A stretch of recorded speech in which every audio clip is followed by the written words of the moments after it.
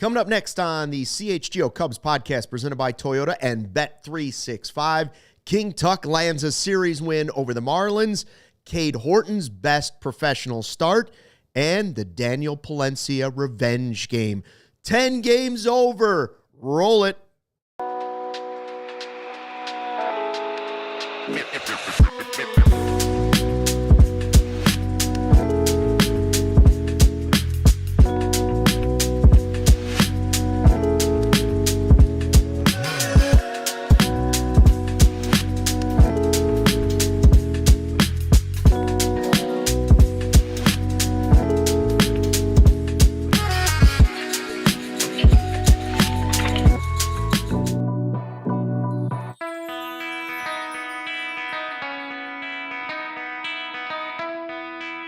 Hey, Chicago, what do you say? This is the CHGO Cubs podcast presented by Toyota.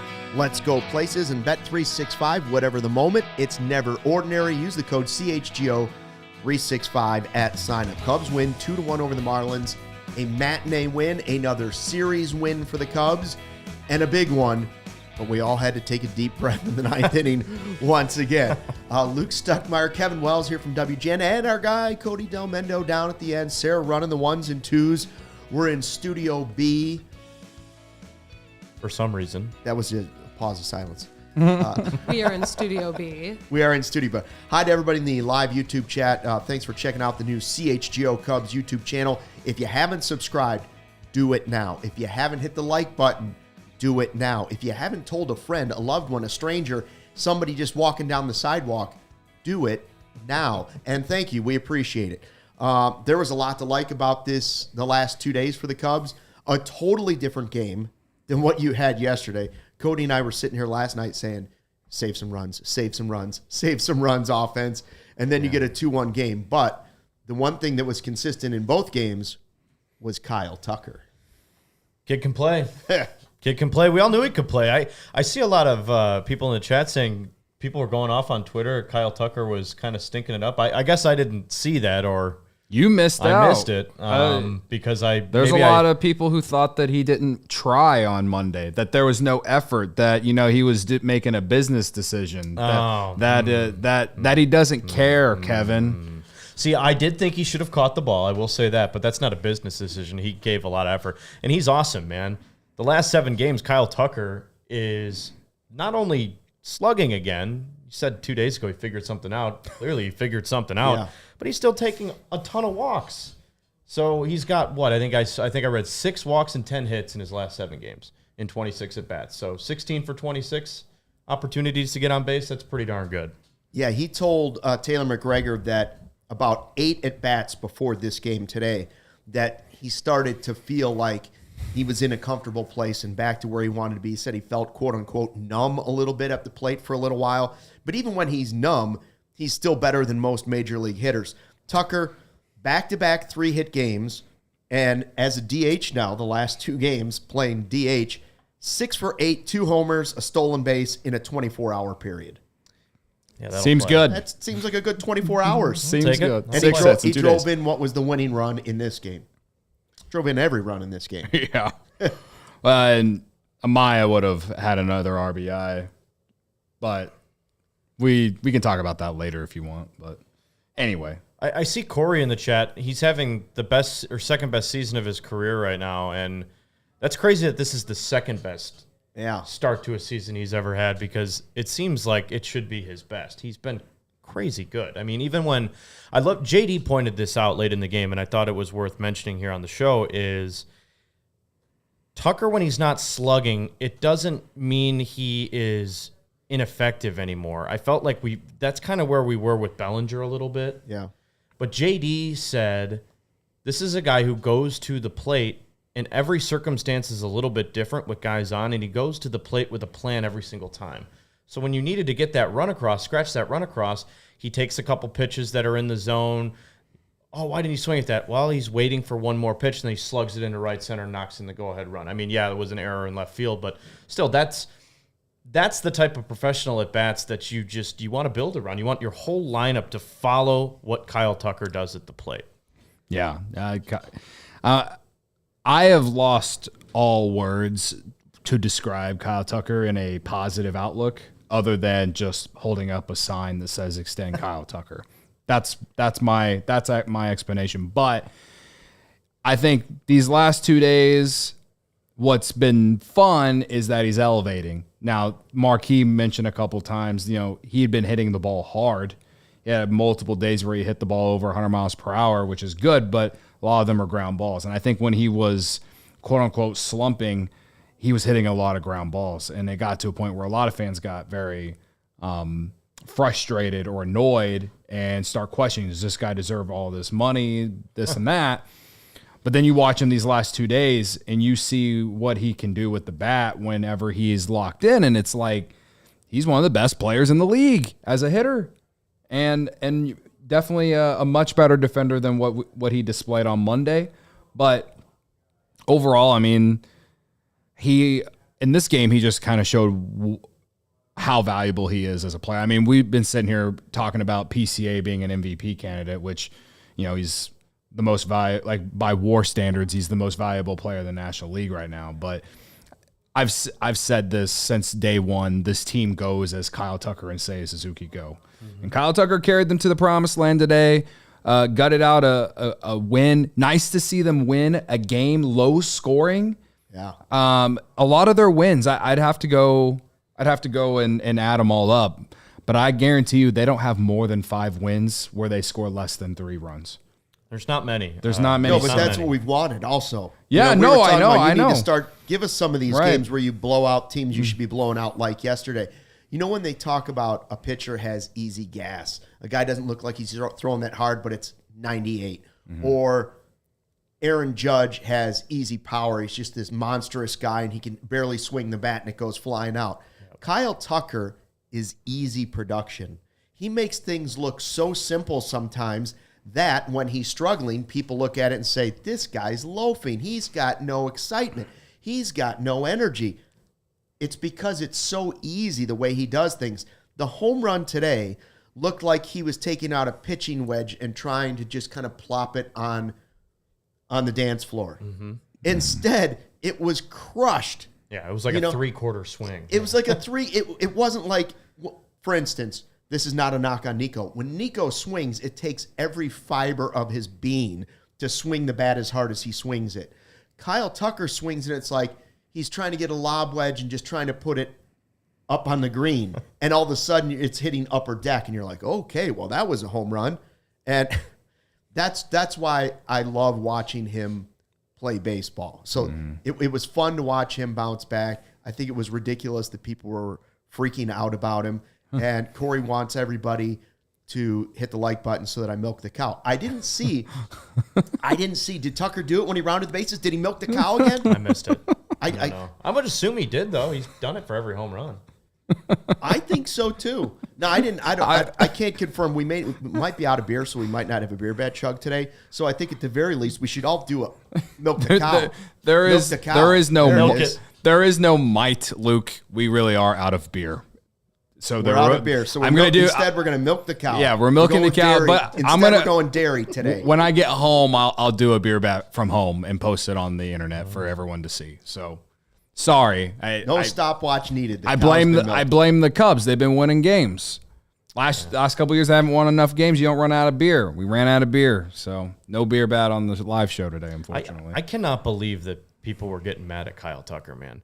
He didn't even have a bad series against the White Sox. What did I miss? Dude. I must have missed something crazy because I'm seeing all this in the chat. I'm not doubting you guys. I just cannot believe he missed that catch. That's why everyone's mad. Oh, that's crazy. That's going to happen. Missed. Yeah, that's crazy. I mean, he hasn't been the strongest defender and right fielder this year, but he's going to be an all-star. He's the best hitter on the team, and he's reaching base at unbelievable standards. I mean, he's in the MVP race right now. I mean, why? How are people already off the boat? I guess we're starved for a really good team. Just that's kind of wild. I missed that. We talked a little bit about the ninth inning from Monday's game yesterday, just because it was a blowout, and we kind of revisited some stuff because Kyle Tucker had a great game last night. Mm-hmm. But I think it wasn't just because he missed that ball. I think it was the overarching thing was a lot of frustration from him. Just his May hasn't been very good, like offensively.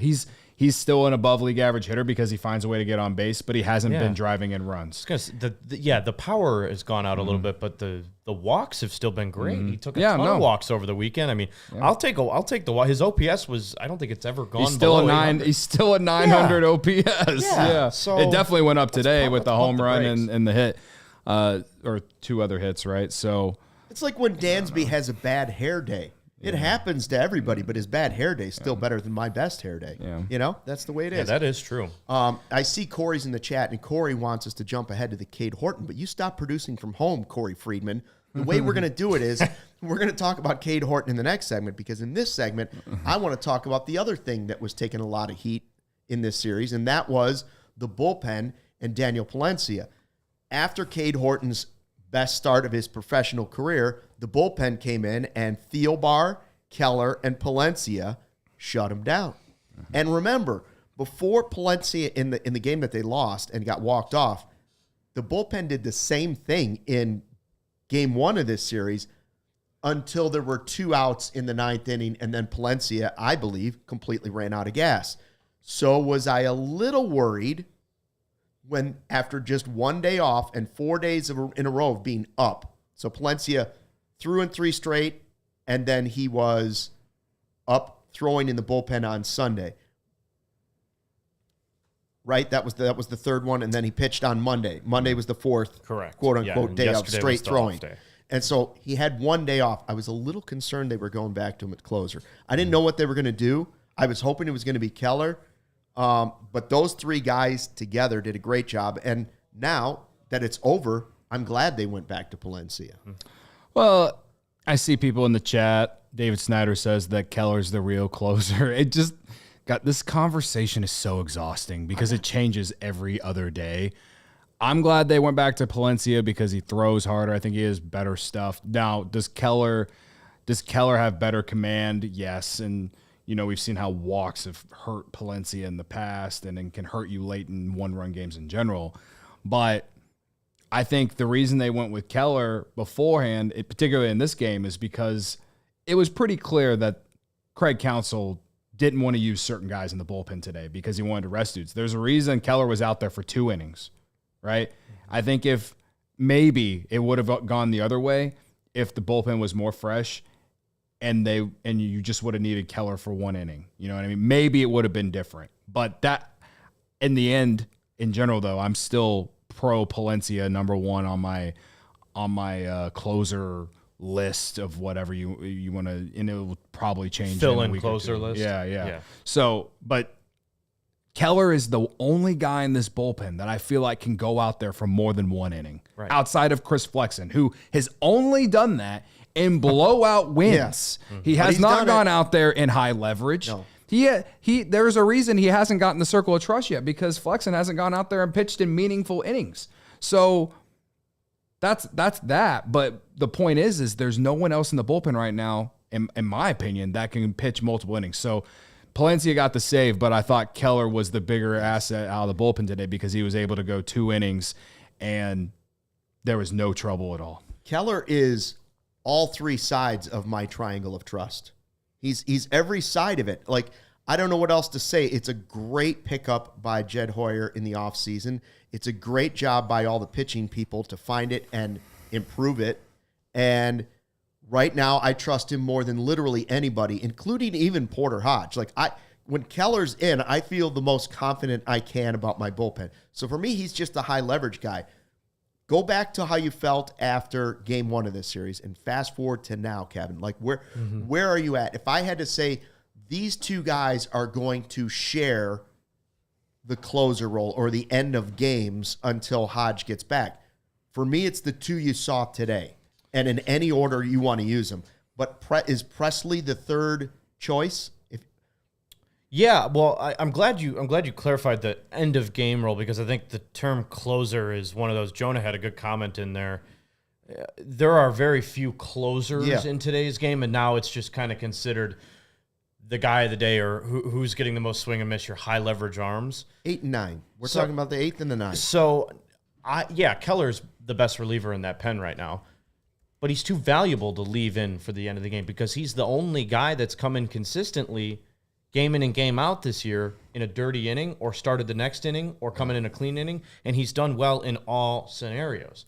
There's no other guy I really want coming in a dirty inning with a matchup. No, there's nobody from Iowa that I trust to do that, so that's why I like him in that role. But if it's going to be Palencia, right now it's probably not Merriweather because he's been really struggling.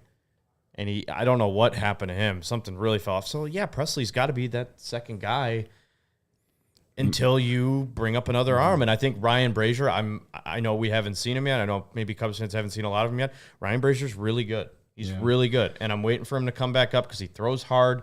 He gets a lot of swing and miss. He doesn't walk a lot of guys. Like Corey says, right, Keller's the we must escape, get out of the situation guy. Yeah, exactly. That's exactly. He's Mission Impossible. He's Tom Cruise for us. So throwing him in the ninth inning makes a lot of sense because that's like old school baseball thinking, right? And that's not the wrong way to think about it, having your best guy at the end of the game. But the way the Cubs bullpen is built, I thought Counsell executed it perfectly today. He used Keller in the perfect situation, and you got a double play ball, got out of the inning, the go-ahead run was still on. That's how you're supposed to manage the roster that you have. And that's going to be Keller's role until hopefully the end of the year. Hopefully he doesn't fall off. I don't know. Yeah. You tell us who you think in the live YouTube chat as we head to break. Who do you think should be the last two guys the Cubs pitch in almost every game right now with Porter Hodge on the injured list? But first, a word from our sponsors, Cody. Whatever the moment, it's never ordinary at Bet365. New customers now get $150 in bonus bets when you bet $5, win or lose. Sign up, use code CHGO365. Deposit $10 and place a bet for $5. Get $150 in bonus bets if your bet wins or loses, and then you can put those bonus bets on PCA to win MVP or Kyle Tucker to win MVP, or like I did a few days ago, Matt Shaw to win Rookie of the Year. And I checked yesterday. Really? I went from the odds for Matt Shaw before his first game back, plus 3,000. Someone told me yesterday down to plus 1,700. I saw it at 2,100. Whoa, yeah. Vegas knows something. So all I'm saying is you gotta think strategically about it. But either way, you can do that with your bonus bets, or you can use it on other things. All right. Again, all you gotta do, new customers, again, you get $150 in bonus bets at Bet365 when you bet $5, win or lose. You just sign up, use the code CHGO365, deposit $10, and place a bet for $5 to get those $150 in bonus bets. If your bet wins or loses, you can use it on spreads, totals, player props, futures, and more. Whatever the moment, it's never ordinary at Bet365. Must be 21 plus. If you or someone you know has a gambling problem, crisis counseling and referral services can be assessed by calling 1-800-GAMBLER. If you've ever tried to buy a home, get a loan, or just deal with money stuff in general, you know it can be a lot. That's why we have to tell you about the Rate app. It's seriously a game changer. You can get pre-approved for a mortgage in minutes without the need to jump through a million hoops. And boy, can there be a million hoops. And if you're thinking about a home equity loan or a personal loan, you can secure one of those in under 15 days. The Rate app also helps you find the best homeowners and auto insurance. The whole thing is powered by AI, so it's smart and it saves you time and money. Here's the unexpected bonus, though. They've added over 800 free wellness videos, stuff like meditation, breathing exercises, stretching, basically tools to help you feel better mentally and physically. So if you're stressed out about a loan or your mortgage, seriously, just let the Rate app handle it. Once that's covered, you can go hit one of their free wellness videos to just chill out. It's one app that helps you with both your wallet and your well-being. Download the Rate app today to get started. All right, so Cubs win 2-1. It's a series win. I do want to talk about the series. I do want to talk about Cade Horton. But first, it's our Taking the Temp segment. Your trusted local experts are Four Seasons Heating, Air Conditioning, Plumbing, and Electric. Visit fourseasonsheatingcooling.com for all their special offers and money-saving coupons. That's fourseasonsheatingcooling.com. So what is the temp check on one Matt Shaw? He's red hot. Sizzling since he's returned. He's red hot. What, another opposite field double today. Walked on 4 pitches in the 8th to ignite the rally, then stole second immediately. The defense at third, I know he had a couple bad throws. One ended up being an out thanks to Bush, but there were tough plays, but as far as with the glove, he was fielding it all over the place. They started a big double play to get Cade Horton out of an inning, I believe, or maybe it was Theo Barr. I don't remember who it was, but I think this series he displayed the kind of player he is, and he was so close to hitting that homer at plus 1,000. Would have celebrated like it was Christmas if he hit that Oppo Taco. So close, but I mean, I'm enjoying watching him take all these balls to the opposite field. I have seen him pull the ball before, but it just feels like he's just trying to go the other way with everything right now, and it's helping him stay locked in, I think. So yeah, it's a pleasant surprise because I had low expectations coming in, like based off what we'd already seen and based off, not knowing what these adjustments were going to do and the pressure of, the pressure that he knows he has in terms of staying on the team and just being a productive player at third. I felt like he still was going to need more time to just kind of gel at some point. And he's come up and been awesome in these 3 games. So yeah, 5 hits since being called up. That'll play. 5 hits, took a walk today. Couple okay plays. The key part of this game though was him taking that 4-pitch walk, Luke. Yeah. And then stealing on the first pitch, which we called. We said, hey, steal the bag. Take the bag. Yep. And he took the bag and ends up being the go-ahead run. I love the way Matt Shaw has come up and just said, hey, this is my position to lose. Yeah, I asked Cody while we were watching the game, and I said, have I become too old and bitter? It's the fact that I've been around so long that I'm a worrier now? I'm an old parent who's a worrier. And I asked that because I was saying, like, is the offense always going to be like that? And then we reminded me that what's great about this offense is they can score that way. They had 1 home run today and they still won the game, but they were able to take a walk, steal a base, and get the run in. And they can do that because of the speed. They're stealing bases. What is Tucker up to, like 12 now this season? 14. You put him with PCA and what Nico can do when he gets on base. It's good stuff. Now, I will say this about Matt Shaw. I loved all he does right now is rope it to right.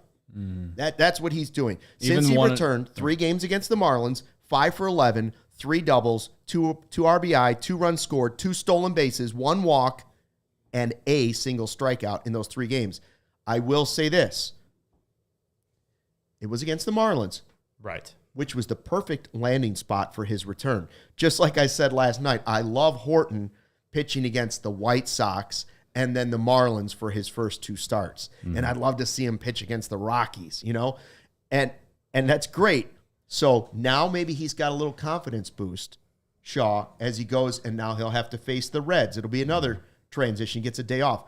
I like that he gets the off day to sit down now, relax for a second and say, okay, the things I worked on all paid off for 3 straight games, major league level. I can relax. Now I can travel to Cincinnati, and I take that and I build on it against the Reds. It's a good landing spot for him, having this series against the Marlins. Yeah. I mean, yeah, it's against the Marlins, but I mean, me and you both sat on Studio A yesterday and once again said we'd like to have Ryan Weathers on our team. Okay? Multiple guys I saw today, I would say. I'd like to have Edward Cabrera walks too many guys, but he's right. got nasty stuff. Meyer looked pretty good today, and Shaw was one of the few guys who did anything against him. So I think someone in the chat said that Christian, he says Marlins have decent starting pitching, everything else not so much, and I tend to agree with that. As far as offense, I think Stowers is the guy in Norby, but I think starting pitching is the one thing they do have. I didn't get to see Sandy Alcantara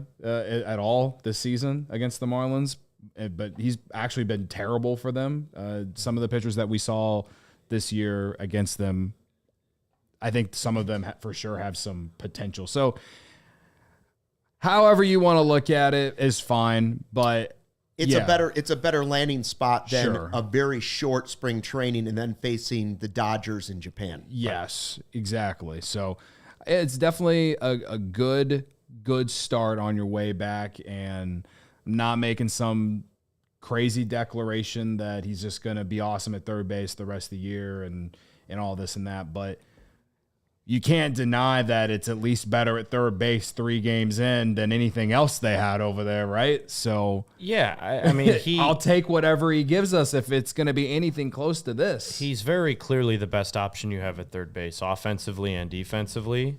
He's got a pretty strong arm over there, showed a little bit of range today, and maybe a couple of you saw this tweet yesterday. He already has more hits than the last 3 guys who have played that position for the Cubs in the month of May, and he's played 2 games. Was that your tweet? That was my tweet. Oh, I thought I saw it. So I owe Cody an apology for Vidal Brujan. Slander. Because Cody loves Vidal Brujan. And don't get me wrong, I think Vidal Brujan is a nice bench player. I don't think on a contending team he can be your everyday starting third baseman. I don't want him to be a platoon third baseman. I want Matt Shaw to take that job by the reins. It's his for the taking. But I do want to apologize to Vidal Brujan. Mm-hmm. Vidal Brujan fits this team really well with the types of pinch hitters and guys the Cubs can bring off the bench to get on in a pinch hit role. Mm-hmm. And he can play third base once a week if you need him to in a pinch situation. But he's not a very good hitter. Nicky Lopez, not a very good hitter, not on the team anymore. And John Birdie, same thing. Can play in a pinch, but Matt Shaw clearly shows you the power, shows you the defense, shows you he won you the game today with that steal. He impacts the game at a higher rate than these guys are going to. And that's just the reality of it. So take it by the reins, young man, win the job, and let's see where we go from there. It doesn't mean that it's going to be his all season. If the Cubs find themselves like, hey, we have a good opportunity to go add a third baseman, I'm not saying that couldn't happen either. Mm-hmm. It still could. Sure, but right now with starting pitchers and bullpen, it looks like they could also spend that money somewhere else if they need to, or exactly whatever currency you're looking at. And he's starting to hit the ball in the air more. That's the other thing. Like the ground balls were so prevalent before they sent him down. Now it's just the rockets into the gap and down the line, all the other way. I mean, it's all pointing upward at the moment. De La Cruz also mentions Gage Workman, so that he's Gage Workman's out of the league. So he's in Double-A right now back with the Tigers. But anyway, to go off your point related to hitting the ball in the air, I mean, even today, his first at bat, he roped one to right field, but Sanchez caught it. It's a scud, right? Like I feel like he's driving the ball. Like Jed Hoyer emphasized that a lot whenever they sent him down. Like they needed to get him back to driving the ball, and that's what he's doing here. And it's fun to watch. And how much deeper is this lineup with Matt Shaw in there? That's the fun part to think about. How much deeper is it with Kyle Tucker? And yeah. I mean, you could go we were talking about last night. You could say it about almost every guy in the lineup. How much better is this lineup with PCA playing like this? A lot. But like Matt Shaw being your 8 or 9 hitter. Yeah. Like think about how exciting that can be for the rest of the year, because really you're 1 through 6. Unless Matt Shaw goes on an absolute heater, he's probably not going to crack that top 5 this year. Those are pretty well solidified. So if he's hitting at a league average rate around 8 or 9, I mean that's him and Amaya. That's both. really good. I was Amaya just saying, too, yeah. How much better is this lineup with the catchers playing? How much better is when Dansby's playing this way instead of slumping? How much better? You know what I mean? Like a lot of guys have, quote unquote, exceeded projections. Well, today's not a good example of like how deep is this lineup because they only scored 2 runs. Right. Oh no. But for the overall, I mean, you look at the lineup and when Amaya is giving you basically a lot of what he did in the second half of last year, and Bush was inches away from a home run today. Should have drove him in. That's probably my biggest negative from this game, was not getting him in that 9th inning, but whatever. You got him. Swanson tweeted today from CHGO Cubs like how good he's been since they went to Pittsburgh, hitting nearly 400 going into today.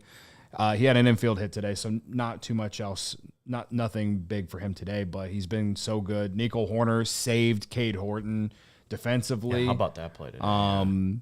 And everyone in this lineup, whether if they have a good game offensively or not, most of them are so good defensively that they help the team in that aspect too. And that's what Nico did today in the first inning, really saving Cade Horton from A, throwing more pitches, and B, the box score, so it was all full team effort winning this one from this team today. Speaking of full team effort, we'll talk about Cade Horton coming up in the next segment. I thought it was his best start of his professional career, which, it's only his second, but it was good. And let us know what you thought in the live YouTube chat here at the new CHGO Cubs YouTube channel, which you should subscribe to right now. But first, a word from our sponsors. Sunnyside Cannabis Dispensary. It's your home for judgment-free cannabis shopping. It's a place where all types of visitors are welcome to explore. You can discover and purchase a wide array of high-quality products. Sunnyside is everything you need to elevate your summer. So what are some of the amazing features that make the brand or product awesome? Well, for one, it's a one-stop shop for all your cannabis needs. You have expertly curated menus, over 100 strains to choose from when you walk in the store. Plus, the online ordering is super easy. You order online, you just go in the store and pick it up. So if you get stressed out being in stores, not sure what you want, you get the whole menu right there to choose from. Sunnyside's Illinois' favorite dispensary. Locations right next to the ballpark, Wrigleyville, River North, also in the suburbs, Champaign, South Beloit, and many more. If you're starting out, Sunnyside has expert guidance and brands we know you'll love, like Good News and Mindy's. And if you're a pro, well, we got you covered. Over 100 strains on the menu. New ones added every day. Expertly curated wellness advisor staff pick collections. We know you'll love Cresco. It's an incredibly quality and consistent product. Visit sunnyside.shop for bright buys every day, including 50% off 3 online purchases. All you have to do, enter the code HICHGO at checkout to qualify. Exclusions apply. Sunnyside Cannabis Dispensary, bright buys every day, only for 21 and up in Illinois medical card holders. Corey's using that code right now, as a matter of fact. And by the way, there's a couple extra codes we have for you. The HICHGOBB is a new user's code. That's a promotion specific for the Friday 120 Club. Seriously? Okay. So use that one. And then you also have CHGO50 for returning users. Keep those codes in your mind. And I heard that our friends from Sunnyside are going to be stopping by this afternoon. Are they actually? Yeah, that's what I heard. So you might want to stay at the office a little bit longer. 50% off pot? Pretty good, man. Just Good saying, deal. it's a pretty good deal. The tax we have in Illinois, yeah. Yeah. By the way, you know what else is a great deal right now? Baseball fans, if you're thinking about upgrading your drive this season, Toyota's 2025 lineup is definitely worth a look. First, there's the RAV4. It's versatile, reliable, and always ready for a little adventure. Then there's the Grand Highlander. Plenty of room, super comfortable, great for families and long road trips. If you're looking for efficiency, the Corolla's got you covered. It's smart, it's stylish, and it's easy on gas. And if you need something a little bit tougher, there's always the Tacoma, bringing serious durability, whether you're on the road or off the beaten path. And finally, the good old Camry. Sleek, fun to drive, and packed with performance. Check out their full lineup at Toyota.com or stop by your local Chicagoland Toyota dealership. I got so excited because I was thinking about our diehards. We have so many diehards and sickos that have already signed up. Become a CHGO diehard. Upgrade your fandom today.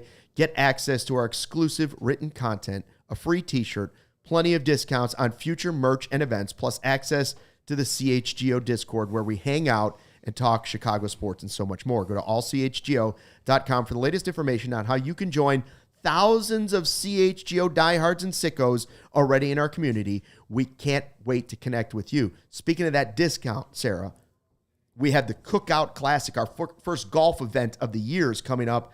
It's coming quick. It's June 6th. Yeah, who are you guys playing with? I haven't finalized my foursome. I'm working on this. Diehards get $50 off on a foursome. I want to have the right people playing with me. I want people that are willing to use the foot wedge early and often. I want people that are into mulligans, and I want people that are willing to have a good time. So I'm trying to put the perfect group. And a ringer is always nice, too. You wouldn't want to be with the guy I played with last Friday, throwing his clubs around the fairway, screaming and yelling. It was crazy. Come on, what's the point? I don't know. What's the You point? playing, Cody? Life is short. They're going to have to drag me out there. There we go. Come on. You got a set of clubs sitting let, somewhere. They're gonna I do not. Did you guys ever have the? I do not. Did you ever have the wiffle ball bat? We called it the Fat Albert bat. It was the big red bat and was like triple the size of a normal. With the big barrel. Yeah, the big barrel ball. Yeah. That's the golf club we need to get Cody. One of those giant clubs that like you can't miss it. Big old face on it. Yeah. Just get the high draw clubs. It's got the big face. Just That's play with right. the fairway woods. You'll be good. Anyways, Diehard's $50 off for a foursome for that Cookout Classic coming on June 6th. All right, Cade Horton. No decision, but 5 1/3, 1 earned run, 3 strikeouts, 3 walks. My only negative would be the 3 walks. Do you think he took a step in his progress in this game? Yeah, I think that he showed that, hey, my pitch count's getting a little high, but let me get out there and get one more guy and let me have, a couple more. Let me get the matchup set up for the bullpen guys that I want to get in. I thought that the thing that sticks out to me about young pitchers, and, some can have good starts, then it can go from one really good start to a start. He's been very consistent, and his mental toughness on the mound has been pretty great. And that's probably been the most important thing right away, because when you get into jams as a young pitcher, I know you're playing the Marlins. It's not a lineup that's really going to instill a ton of fear, but they have some scrappy hitters in that lineup, and he got himself into a lot of jams early on and limited the damage every time. I thought the 4th and 5th inning, we saw him go to the changeup a lot more in those innings. That generated a ton more swing and miss, which was great, which shows me he's kind of trying new things. We didn't see, I think you tweeted it out, he didn't use a lot of changeups in his last outing against the White Sox. Kind of goes to that, changes it up. So it tells me he's learning. It tells me he's staying on the mound and being confident. Confidence is the biggest thing with pitching, man. It really is. I mean, if you get into a jam, that's why that's why you want like so many veteran guys when it comes to postseason and high leverage and crunch time situations, because they've been there, they've done it, they know how it feels. And Cade Horton looks like he belongs. And I thought Jed said this week that he's going to get a lot of run because of the injuries they have. So this is kind of hey, you're going to be here for at least the next month. Why don't we keep you the rest of the year? Why don't you show me you can stay up here the rest of the year? And I thought today was a pretty good outing from him, all things considered. And I don't think his makeup ever lacked that anyways, the confidence part. Like, being the athlete he is, the former football player, like he reminds me of Samardzija in that one way, like a guy that's such a great athlete. He's been in big situations in other places. He's a multi-sport guy. I don't think he lacks it. Yeah. I think he thrives on it. Well, his first major league debut was going up against the Mets lineup, and I thought he, outside of throwing one bad pitch, which was a homer, he was awesome. He had those terrible conditions for a pitcher on Friday against the White Sox with the wind blowing straight out, and he still managed to give you 5 innings. And then today, didn't get the strikeouts, still got a lot of swing and miss. You mentioned the changeup. Against the White Sox, threw it 5 times. Today, threw it 18 times. Generated 9 whiffs against that changeup. So it felt good for him today. Interested to see if he uses it more moving forward. But the breaking stuff really is what I see from Cade Horton, and I'm like, wow, this guy. Like, I think the strikeout he got on Kyle Stowers today was like a check swing. That was crazy. That was probably his best strikeout of the 3. And I think the biggest thing, too, that I loved, and maybe this is more towards the fact that Craig Counsell did not want to go to the bullpen, but he let him come out for the 6th and throw a few more pitches, and he got the out. Yep. And we've seen that kind of backfire before in the past, where a guy probably should be done, but you're trying to, thread the needle a little bit and maybe get 1 or 2 more outs. He came out for the 6th, and I was like, oh, is he really going to ask him to go the full inning? I think a lefty was coming up after he got the first out, so that's when they brought in Thielbar. So, but he did throw more pitches today, though. Like, he threw like 90-some pitches today. So to me, that's a good sign, because the first couple starts, it was ranging around 80, So obviously the innings are what matters at the end of the day, I think, how many innings they want him to throw. But, yeah, I just thought this was definitely a step forward for him, and the pitch arsenal and the number of pitches he threw in terms of which ones he threw, different from what he did against the White Sox, and that's interesting. And I'm not Brennan Miller, so I can't sit here and say that this is why he was great. But after he struggled early in the first inning, and he just really rebounded, and I think that goes to like what you guys were saying about his competitiveness, and he's not afraid, and he just has this moxie about him that it's like, yeah, I'm a badass. I'm gonna go do what I got to do. Yeah, I don't know. It's still a very small sample size, right? He's appeared 3 different times in the big leagues here. I am curious moving forward the rest of the season as he gets a few more starts here, because we know Shota's not even going to throw off the mound until next week, and then it's going to be well into June before they even expect him to be back. So there's more starts on the horizon. Can Horton close the gap between Ben Brown? Can Ben Brown raise his level a little bit? I just want to see how those two players kind of play out the next couple of seasons in the Cubs organization. I don't know. They may be two totally different pitchers. I'm curious to see. It reminds me of Steele and Keegan, not in that like the level of talent or any of that stuff. I'm just saying two young guys kind of being in the same spot for a little while, and who's going to grab it and take it? Will they both grab it and take it? Let's find out. All I know is when Shota went down, what did I say? I was pessimistic, and I said, listen, I know that they're playing. This is the best time for this injury to happen because it's bad teams on the schedule. But I also said, if Shota comes back and you're still 500, I'm going to feel okay. Right now, they're 10 games over 500. They're up 3 in the division. They just won another series. And even though we didn't like the way they lost the 2 games, they won 7 out of 9 against the Marlins and White Sox. Would I like them to be 9-0? Yeah. Yeah. But will I take 7-2? You bet I will. Mm-hmm. You bet I will. I think a lot of fans, they see the schedule and you think, well, if we're a really good team, we're going to win 10-0 all 9 games because those teams are so bad and we're supposed to be this good, or this is how good we want them to be. But at the end of the day, the other team also has major league talent and has guys that maybe we have just not heard of.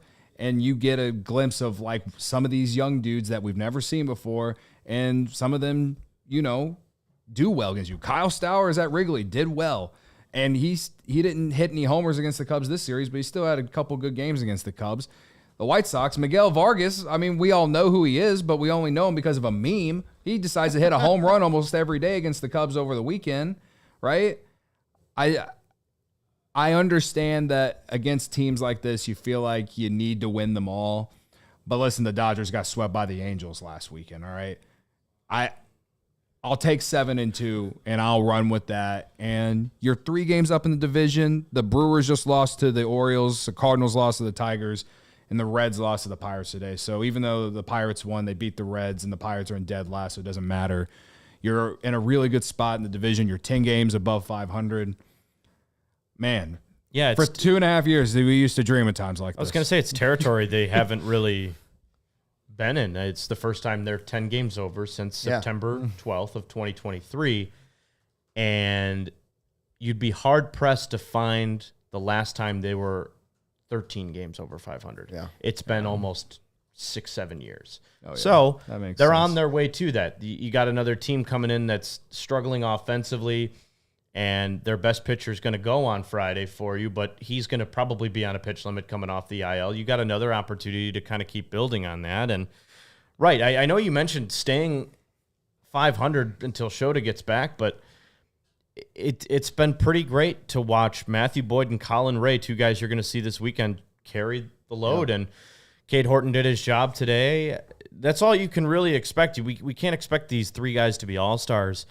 But what we can expect is a pitch plan to go out there that Tommy Hotovy and Craig Counsell put together, and we can expect them to execute it. And right now it's being tested. Your 3 most important pitchers aren't on the team right now in Porter, Hodge, Steele, and Imanaga. So this is, I don't care who you're playing. If you don't have 3 innings eaters, it's hard to overcome. So you can't complain about going 7-2 against these teams. You can't. It's your 3 most important pitchers plus Assad, who might be your biggest X factor in the pitching part of it. I'll ask you this, like, you know how true.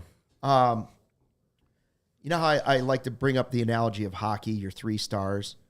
What's your number 1 star, or what's the one takeaway you have from this 3-game series against the Marlins? For me, a lot of good things happen. There's so many choices. I was bouncing it around in my head while Kevin was talking. I thought, I don't know, maybe I go this way.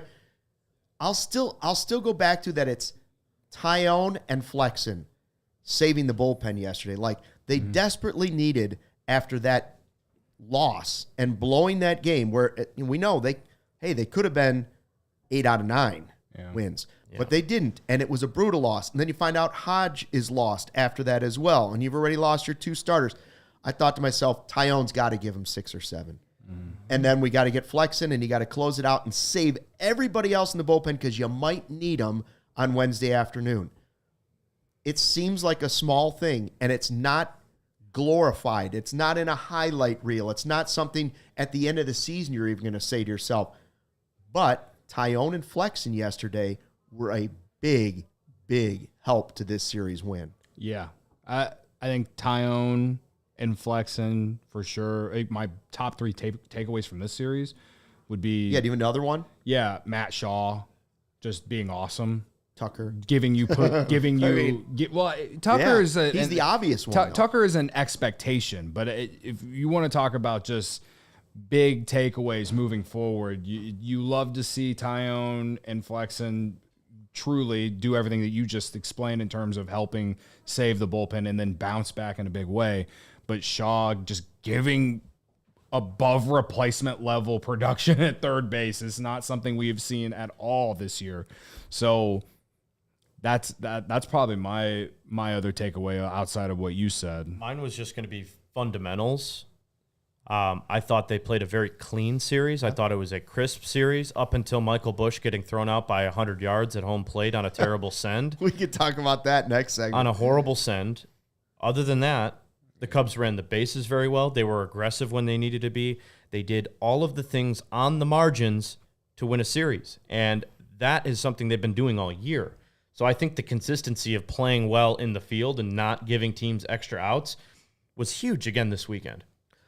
Quick word from our sponsors. We're all wearing hoodies and sweatshirts today, but don't forget, summer's going to be here before you know it. Is your home's air conditioning up for the challenge? Four Seasons Heating, Air Conditioning, Plumbing, and Electric has been serving the Chicagoland area for over 50 years. Now's the time to get your air conditioning checked out, and Four Seasons experts are ready to help you with AC installation, maintenance, and repair. It's only like 50-something today. That's the time to get your AC checked before you really, really need it. Remember, 2024 was officially Chicago's hottest year on record. The heat index even reached 114 last summer at O'Hare. When it's hot and humid, you want your home to be cool and comfortable. Just because we sweat out these Cubs games when it gets to the bullpen doesn't mean you have to sweat in your house. Schedule a Four Seasons AC tune-up today. Save $50 and enjoy 1 year, no breakdown guarantee. Gotta love a guarantee like that. Call 866-4SEASONS. Your trusted local experts are Four Seasons Heating, Air Conditioning, Plumbing, and Electric. Visit fourseasonsheatingcooling.com for all their special offers and money-saving coupons. That's fourseasonsheatingcooling.com.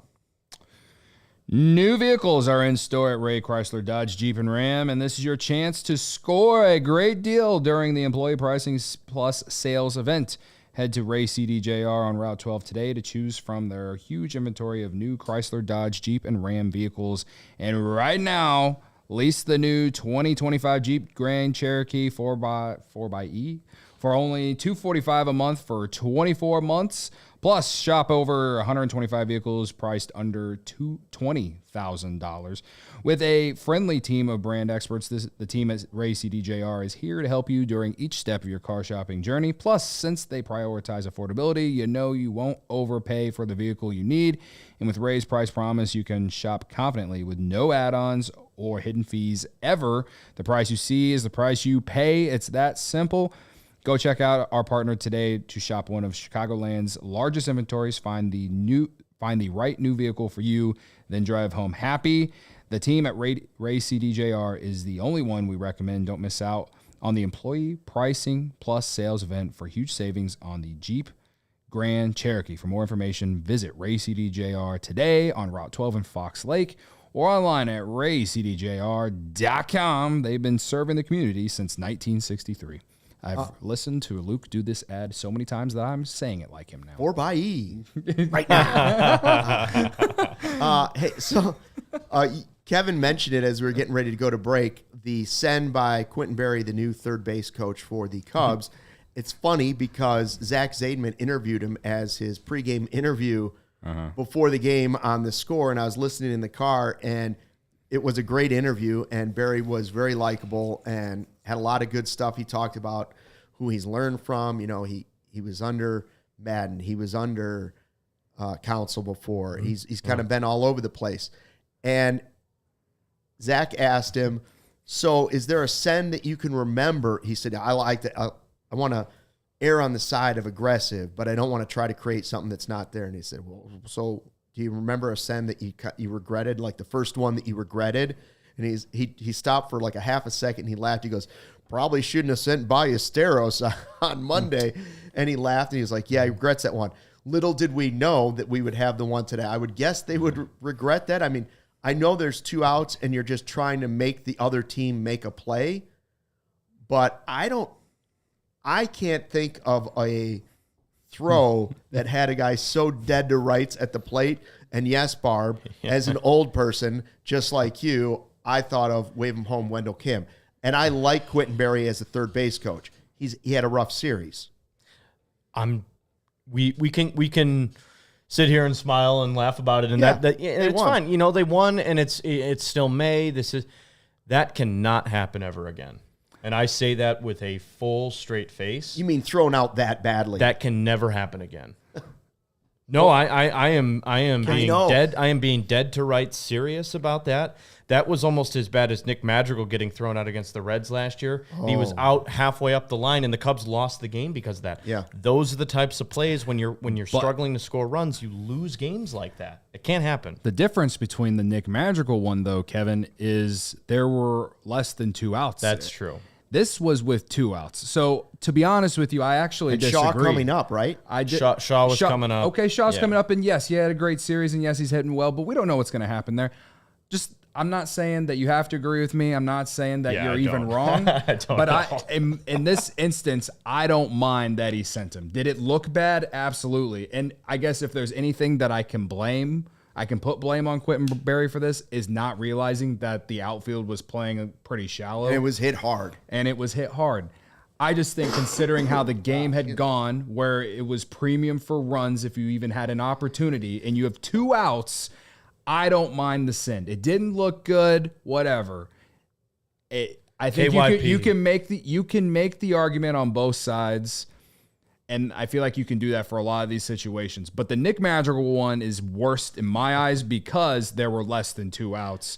In this instance, 2 outs, it's a 2-1 game. You've struggled to score runs the entire day.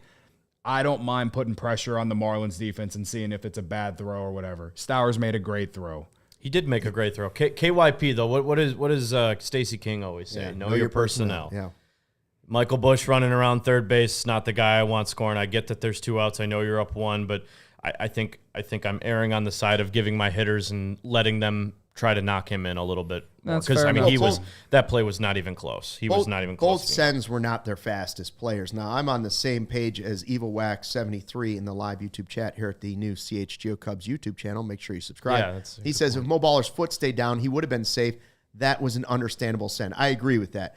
But when you go back and you look at it and you evaluate it, as Barry's got his off day, he may look at it and say, all right, maybe just in speed alone, Busch and Mo Baller aren't the 2 guys to push that. But eventually, someone like that might be a guy that gets you the extra bag and it becomes a good send.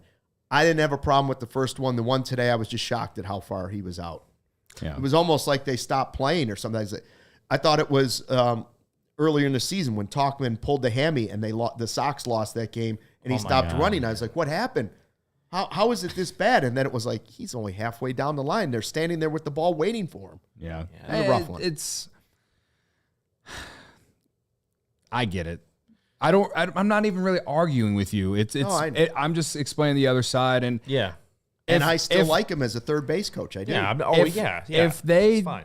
If he stops at third and Shaw comes up and doesn't get him in or whatever, we're still and then they end up blowing the game. Then we're sitting here talking about that too. I thought going in the 9th inning after they didn't get Busch home with less than 2 outs, so that would have been on Dansby and Nico, more so because it was with less than 2 outs that they were unable to even move him to third base. That felt like a moment in the game where you left the door open for this Marlins team. And so that's why I'm in some weird way defending Quentin Berry for sending him, because you struggled to score runs the entire game. And yeah, but on, when you zoom out, it just looks like a bad send. So and Craig, I'm sorry. That is the last time I will say Madrigal on the Cubs podcast. Mags. It'll happen again. I promise. I Someone swear. keeps bringing up freaking Eric Sogard every 2 months. Oh, Sogard? I think it's Brendan probably likes to bring him up. Why are we doing that? Hey, so it is a day off. Yeah. And then Reds versus Cubs. Our first look at the Reds, who coming into today, we're back to the 500 mark. So they're still there. And I have 2 lines I want to read you. Don't look at your computer. Don't look at your computer. Pitcher 1 on my thing is 4-2 with 51 1/3 innings, a 2.98 ERA, a 1.23 WHIP, 53 strikeouts, 13 walks. Player B has a 4-2 record, 45 2/3 innings, an ERA of 2.37. Now here's the WHIP. This is the biggest difference between the two. 0.81 WHIP, 61 strikeouts, and just 8 walks. That would be Mr. Hunter Green, wouldn't it? The last one is Hunter Green. The first one is Matthew Boyd. They have the same record, almost identical innings, very close in ERA.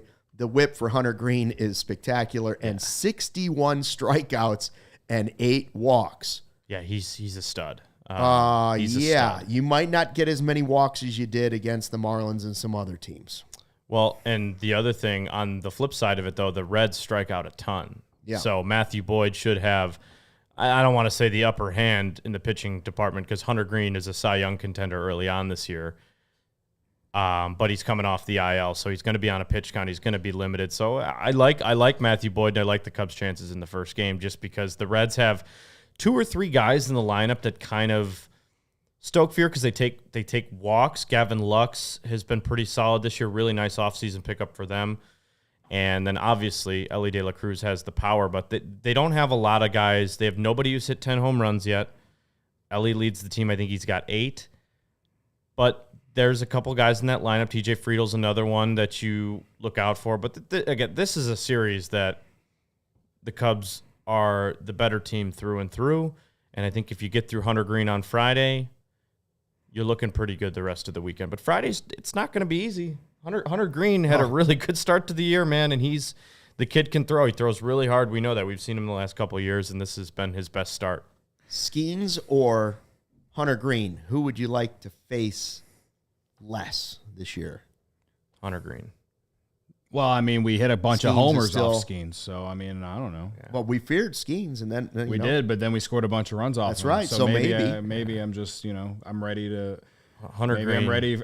Maybe I am ready to be hurt again because I'm a little too confident. Perhaps I don't know. Skeens is a better pitcher. I would take the outlook on Skeens over Hunter Green, but in terms of who I'd rather face right now, I think I'd rather face Skeens over Hunter Green because Hunter Green isn't walking anybody.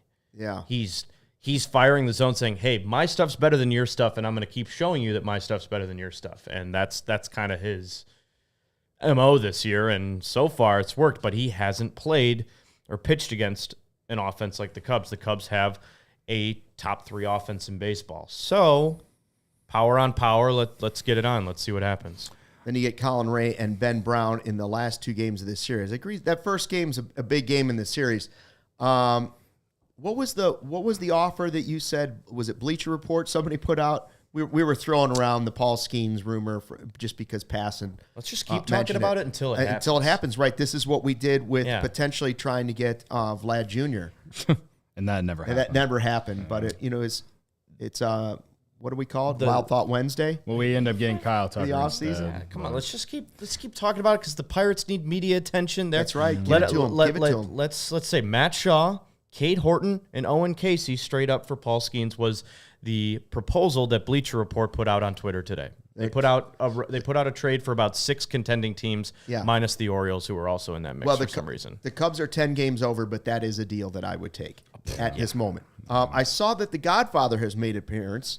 Michael Collada has appeared in the live YouTube chat here at the new CHGO Cubs YouTube channel, and Collada says, I missed the game today. Did they win the World Series? Sure sounds like it. Godfather, With all due respect, sir. They're 10 games above 500. They're 10 games above Let 500. me be happy. Let Cody be happy. Christ. Listen, Sorry. our friends at Sunnyside are coming by. We might have to pick some up for Michael Collada. Cody needs some Sunnyside. Cody, you know why Cody's I just been want lingering around the Godfather building. to enjoy something. We've had 2.5 years of just mediocrity and frustration, and I know the team's not perfect, but we're 10 games above 500. Enjoy it. We got to get him on the show. Enjoy it. We met Godfather once in person. I wonder if, like, Barb was supposed to make the turkey meatballs for Cody's birthday, but if we could get those turkey meatballs and re-gift them to Godfather, maybe a turkey meatball might pick him up a little bit. I know he's had some health problems, so we hope he's feeling all right.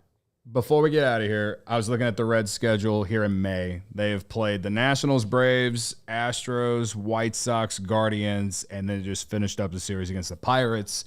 They lost a series against the White Sox at home, and then they proceeded to sweep the Guardians last weekend. And then they went on the road and lost 2 or 3 of the Pirates. So I think the Reds are just a perfect example of they could be atrocious this weekend, or they could, like, the stars could align, because I do think their starting pitching is good, but their offense is just so inconsistent. Yeah.